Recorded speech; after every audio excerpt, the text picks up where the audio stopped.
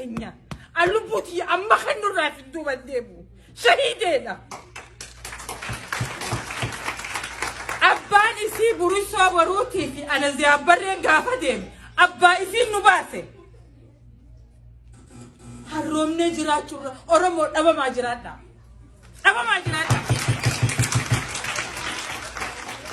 ha oromoo tokkummaan didu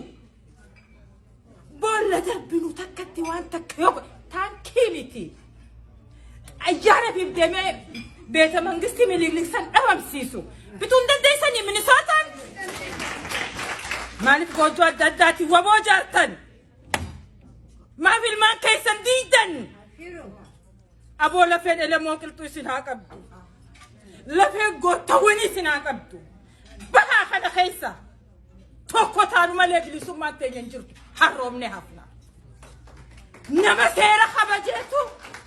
nama heeraa seera itti uumame kabajeetu eenyummaa itti kabaja waboo akkaataatti waboo taate ilmaan qotee bulaatii fi ilmaan wallaalaa ilmaan hiyyeessaatu waboo san uume arreeyi birsitiraatti dhalle nuti wallaaloo janneetis gisee arraffamnu ni dhageenya arra waboon ammaa wallaaltuu miti jechuus ni dhageenya birsitiraa minisootumarraa hin dhagaa wallaalummaaniin itti fudhe obboleeyyan kiyya magarsaa namni dhuftani minisoo obboleessa kiyya namni wallaaleen jiru injiraan obboleeyyan kiyya dhalaalamaan qaba takka qabsarra wareegamte saartu oromoo doktoroota hanin wallaalummaa itti fudhe immoo qabsoo oromootiif hanin dhala dhabe ankaayootii bakkaan gaha anin duune ayyaattuu dagaanii duute lalisee roobaa ni wareegamte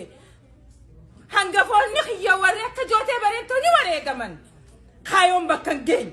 maaliif kaayoo teenyatu yeroo hunda hatabti dhiira teenya nu dhagaa obbootii teenya nu dhagaa